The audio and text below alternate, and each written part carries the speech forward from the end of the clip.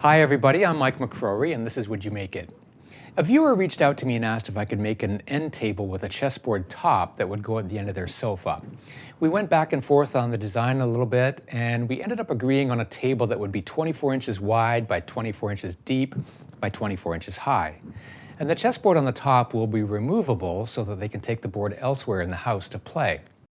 An interesting design feature will be spherical chessboard feet that I will make on the lathe. So let's get started. I'm going to start with the chessboard top, and I will cut the boards into manageable pieces. I have enough walnut for the chessboard squares and the legs, so I'm going to cut those pieces all at the same time.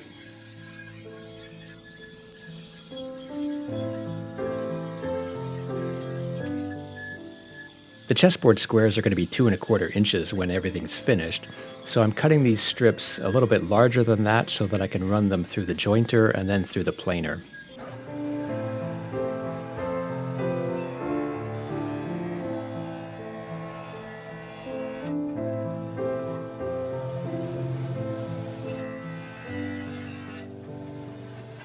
The jointer gives me one side that's flat and the other side that's perpendicular to that and also flat, and then I can run the other two sides through the planer to make them parallel.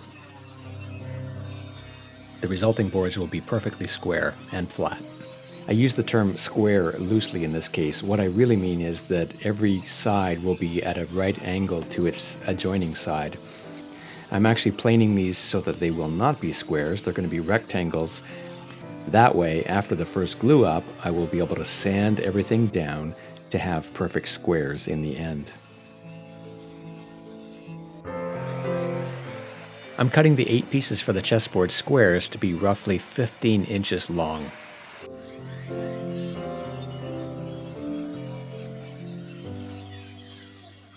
And now it's ready for the first glue up.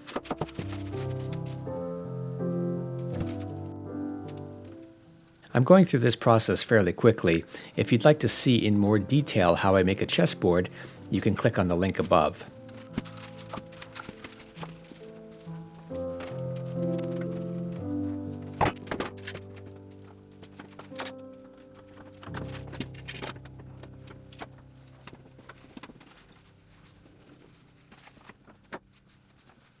The pieces that I glued up were rectangular rather than square because I knew that I was going to have to run them through the drum sander. So now I'm going to bring them down to the final size of 2 1/4 inches. I'll use my crosscut sled to square up the end of this glued up board.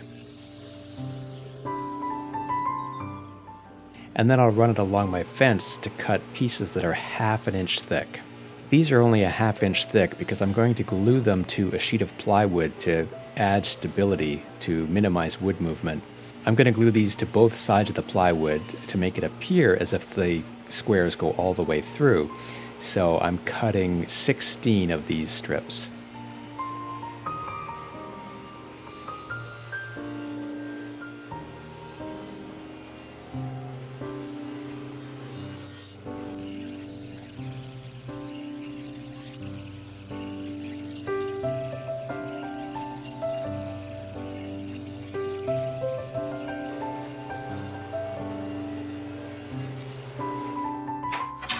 And now I'm ready to glue up the first side. I'm only gluing up one side at a time because I want to make sure that everything is properly positioned.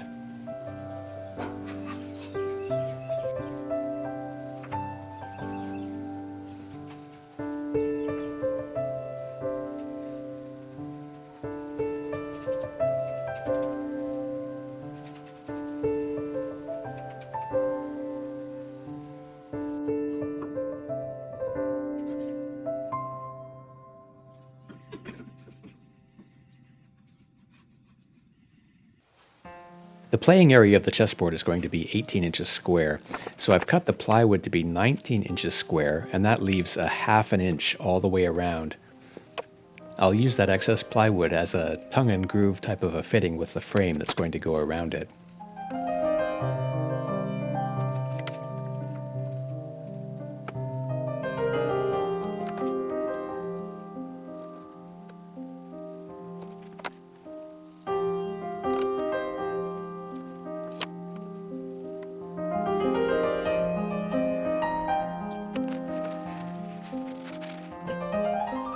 As I'm gluing it up, I have these wooden strips that go around the outside edges, and that will help to make sure that everything is properly positioned on the top and the bottom.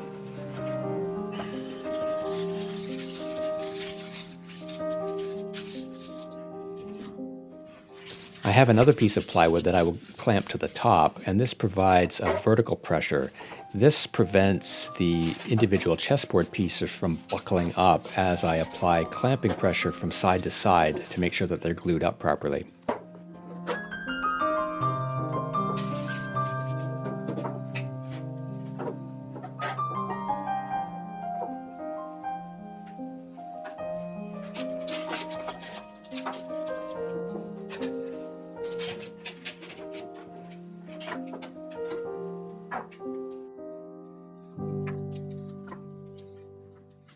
And then I'll set a weight in the middle just to make sure that there's enough pressure in the middle.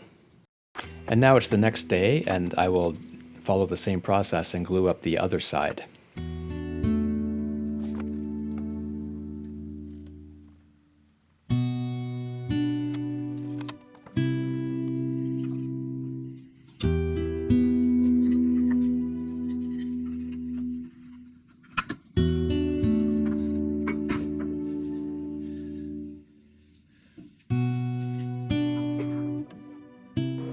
I started with squares that were at 1/2 inch thick, and I have 1/2 inch plywood in between them, so that gives me 1.5 inches total, but I want this board to be only 1.25 inches. I want to make sure that the edges of the playing area are very clean, so I'm running it through the table saw and shaving off just a hair on all 4 sides, top and bottom, to make sure that everything is properly aligned for the frame. Now it's time to make the frame, and I'm starting with this 6/4 piece of walnut, and I'm cutting it in half so that I have 2 manageable pieces to work with. I'll run that through the jointer and planer so that everything is flat and straight and parallel.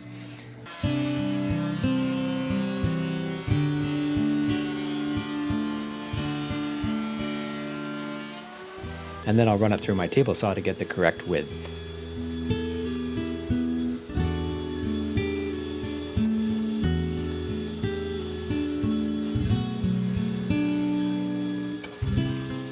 The frame is going to have a curly maple edge banding around the outside edge of the frame, and it's also going to have a border that goes around the playing area. So I'm cutting this piece of curly maple into a thin strip, and then I'll cut that in half. I'll start by cutting a groove for the border. And I realized that I actually cut this piece to be about 1/4 inch too wide. I'm so used to making frames that have the tongue on the frame that goes into a groove around the playing area, but in this case it's the opposite. The tongue of the plywood is going to fit into the frame.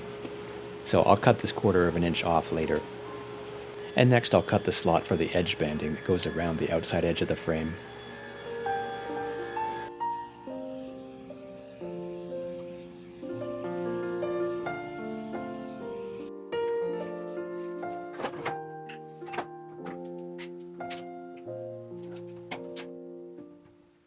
I glued that up and let it sit, and then I trimmed off that excess walnut that goes around the inside edge of the frame.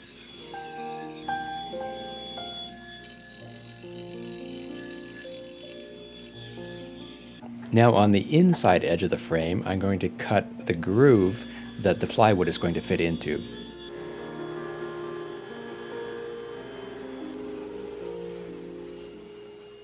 And now I'll miter the corners very carefully.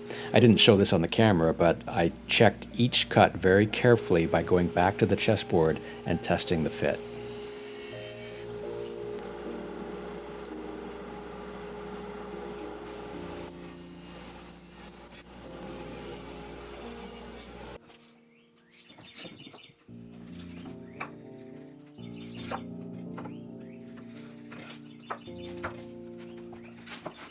And now that everything fits, I'll mark the positions of the mortise and tenons. Over at my tenoning jig, I have a 3/8 inch spiral upcut router bit, and I will cut the mortises.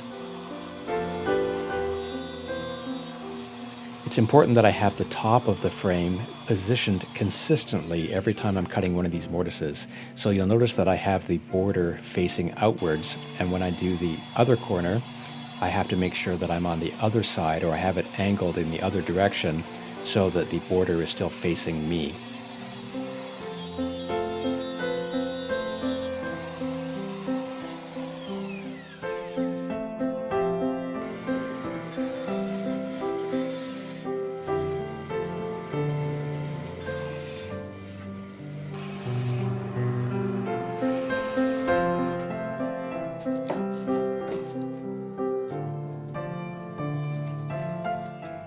Now it's all glued and the floating tenons are in place. It's actually quite difficult to pull this all together correctly, but with the help of some clamps, it's not that difficult. And now it's time to sand and apply the finish to the board. I used a damp paper towel to wet the board to help raise the grain, and then I sanded it.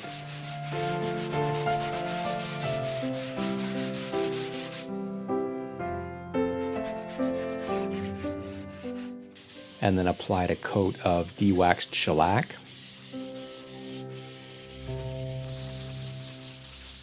And then I applied 5 or 6 coats of urethane finish. Now I'm going to work on the legs of the table. I'll start by cutting them to the approximate size, and then I'll run them through the planer to get the exact size that I want.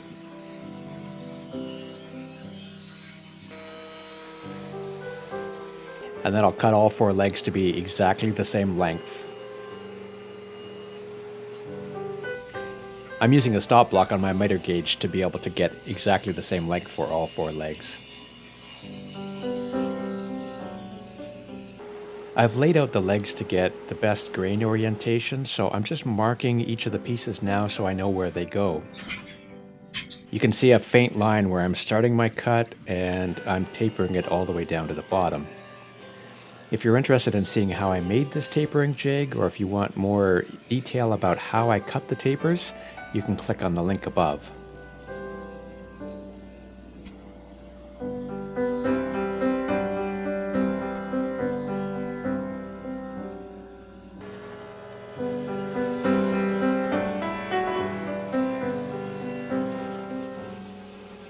And I'm keeping those offcuts and positioning them under the tapered part of the leg to make the final 2 cuts.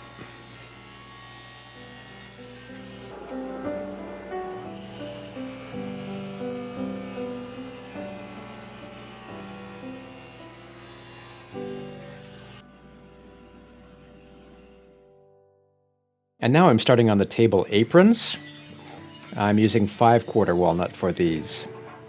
And I'll cut them into manageable lengths and then run them through the jointer and planer.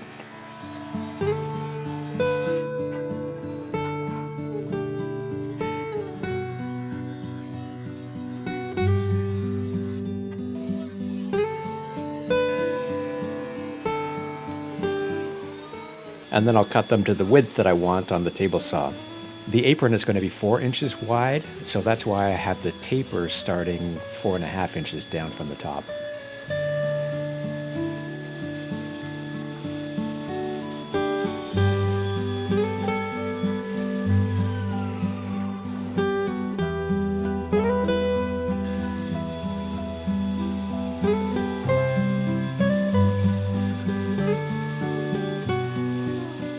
And now with the stop block on my miter gauge, I'm cutting the length of the 3 apron pieces.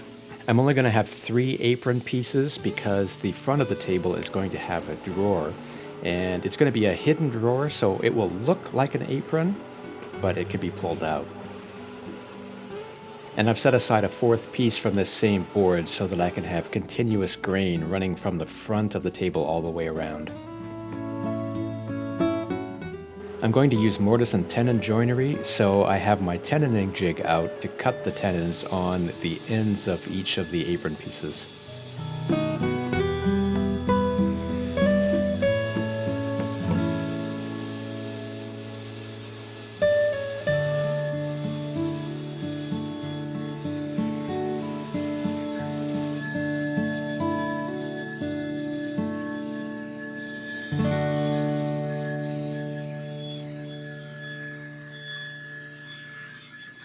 And now I'll cut the shoulders of the tenons.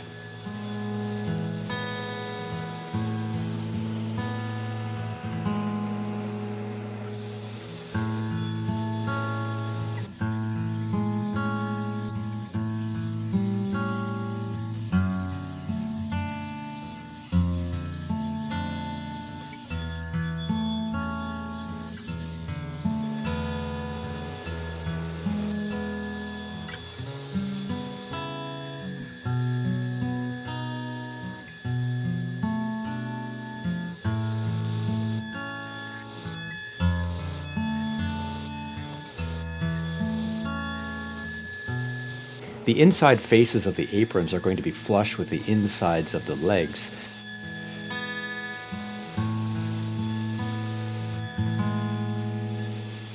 So I'm cutting smaller tenons so they don't collide at the points where they intersect. One board will have two smaller tenons on the outside, and the other board will have a small tenon in the middle.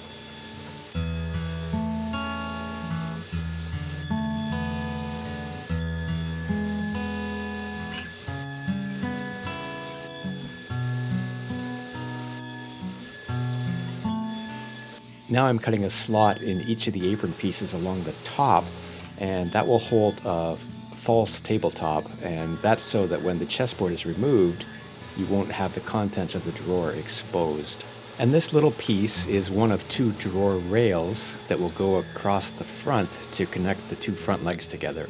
I'm also cutting a rabbet along the bottom of each of the side pieces, and that's where the drawer runners are going to fit.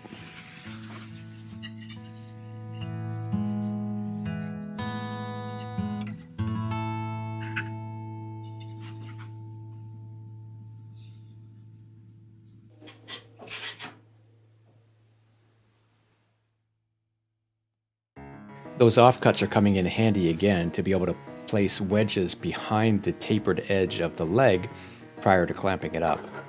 Now that I have the tenons cut on each of the apron pieces, I've marked the positions of the mortises on each of the table legs, and now it's time to cut the mortises.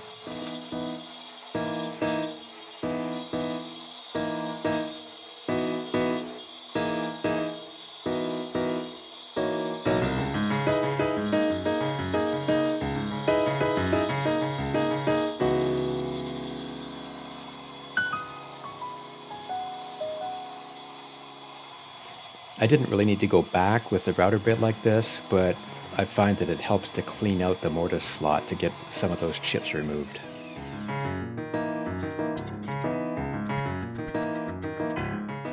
I used blue tape to help position each of the mortises and to make sure that I had the leg positioned correctly each time I cut the mortise.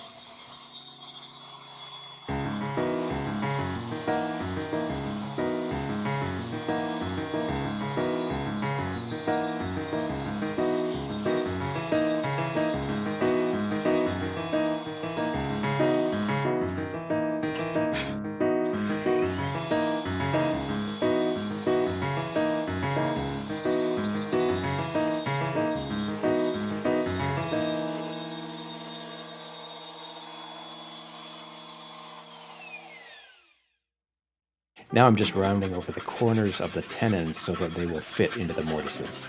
I could have used a chisel to square the corners of each of the mortises, but that's a lot more work.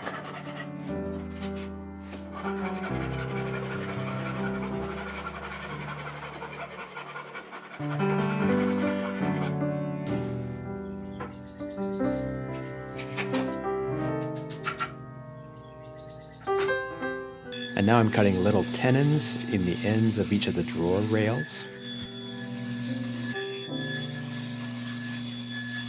And now over at the drill press, I'm using my mortising attachment to cut small mortises into the two side aprons to attach the two drawer rails.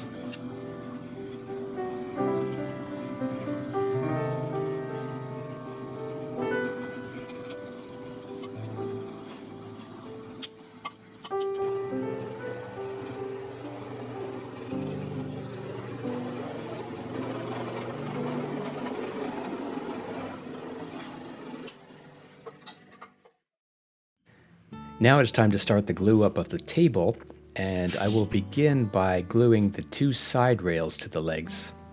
I'll first glue up the right side and then the left side.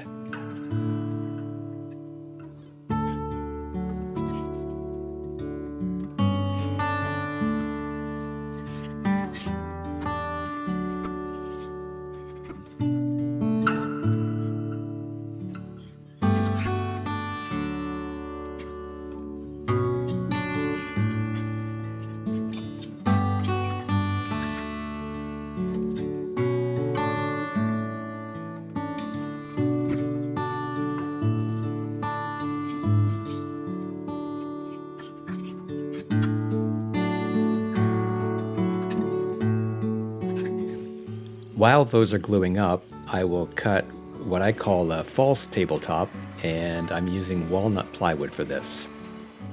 And I'm cutting away the corners of the plywood so that it can fit around the table legs.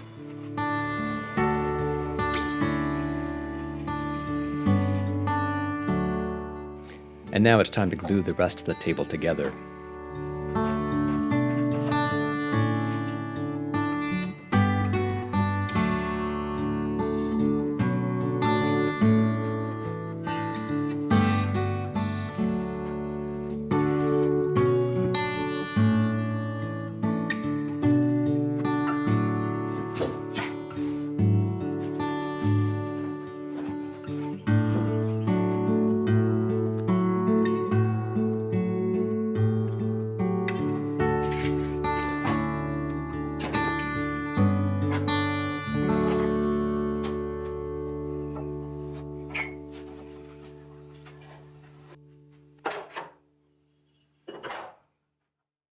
And now I will work on the drawer, and I'm going to make the drawer sides out of ash and walnut. Those are the two woods that are used for the chessboard. And to carry on the chessboard theme, I'm going to join the sides together using box joints to represent chessboard squares where they join together.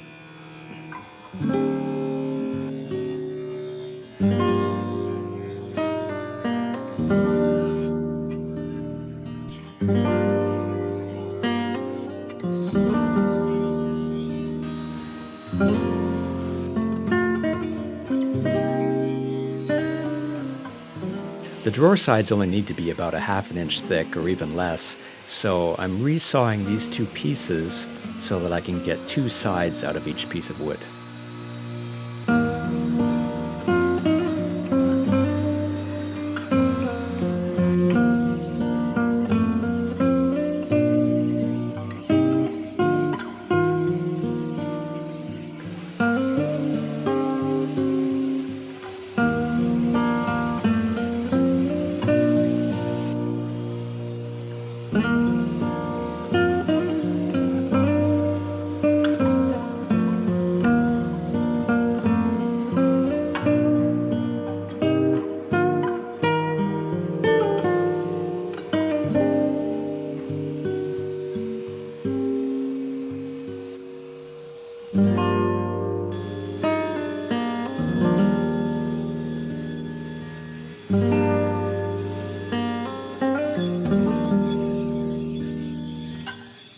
And now I'm cutting the drawer sides to the appropriate length, and you'll notice that I have a strip of wood along the front side of my miter gauge, and that's to minimize any tear out.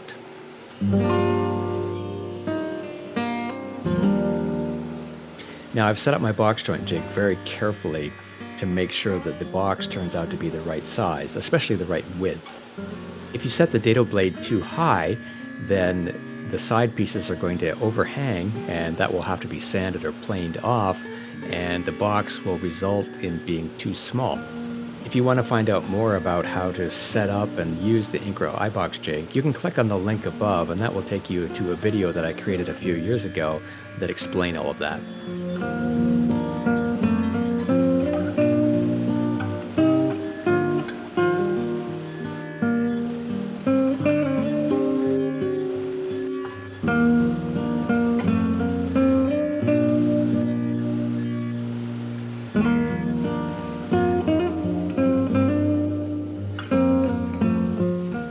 And Plywood is a good choice of materials for this situation where you don't want to have to contend with wood movement, especially in a drawer that if it expands and contracts, it might get too tight to fit into the drawer opening. Gluing up a drawer with box joints is a tedious process, but you have to go very quickly because you only have an open time of 8 to 10 minutes for the glue, so you have to proceed pretty quickly.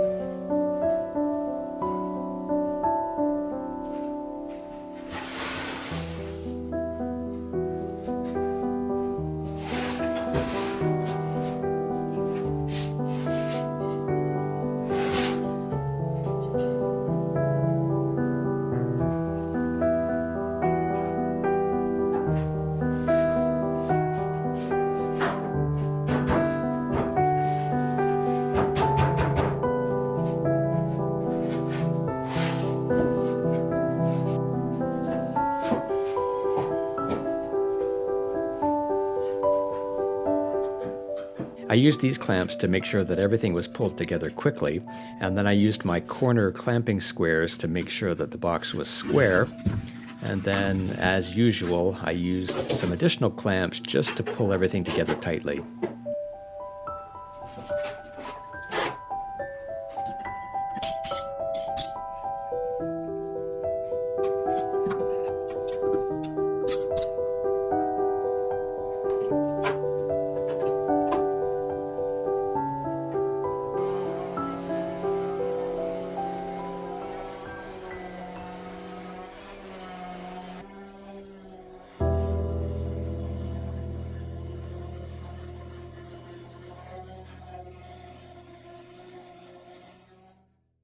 Now it's time to turn the spherical chessboard feet, and if you want to see in greater detail how I did this, I have another video that I released a few weeks ago that show the whole process of gluing up these cubes and turning the spheres.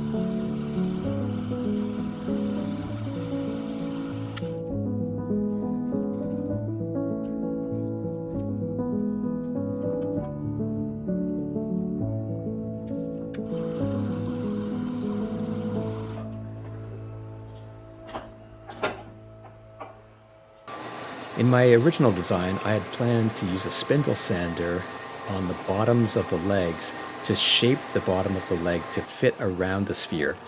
But after I started building this, I thought I was just asking for trouble by doing that, so I decided to flatten the top of the sphere instead. And I'm drilling a 3/8 inch hole into the sphere and also into the bottom of each leg, and I will use a threaded rod to attach them together with a little bit of epoxy.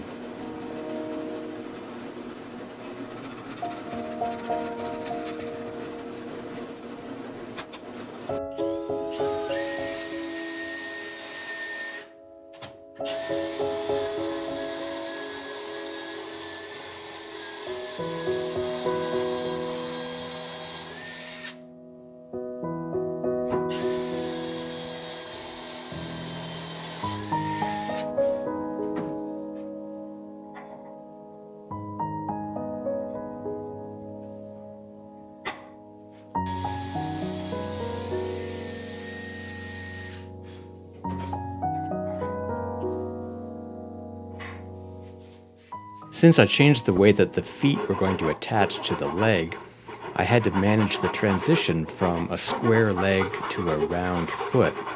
So I decided to use a rasp and to taper and round the bottom part of the leg so that it would transition nicely to the sphere.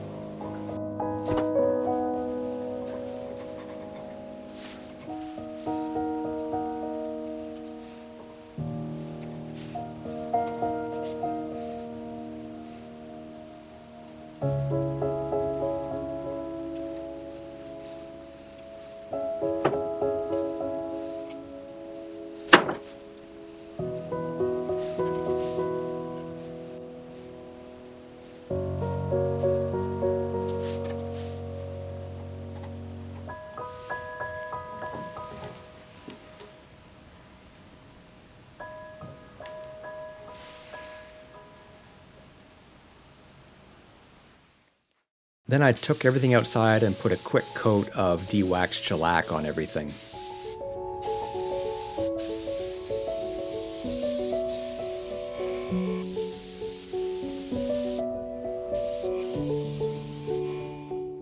With some shellac on the front of the drawer and also on the back of the drawer front, now it's time to attach the drawer front, and then I will take everything back outside and apply the final finish coats.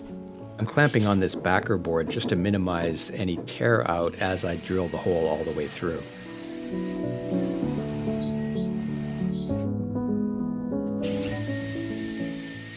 I'm using these special screws for drawer fronts, and the way they work is you drill a 5/16 inch hole, but the screw is actually smaller than that, so it provides the ability to adjust the position of the drawer front if needed.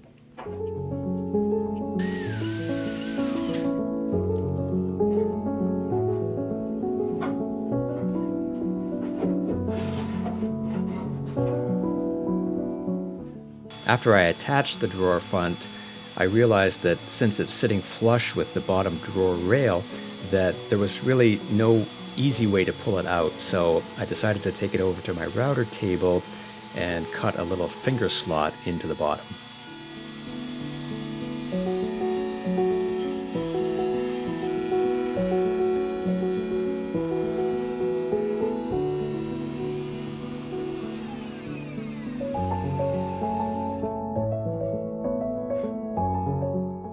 As a final finish, I applied 3 coats of pre-catalyzed lacquer.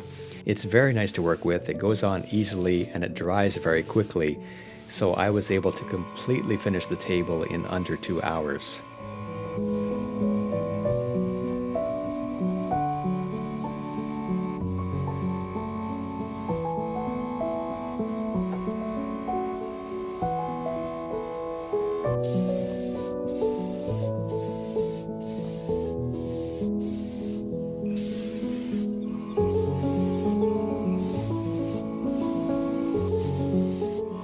So that's it for the build. I just have to put everything back together. So I gotta ask, would you make it?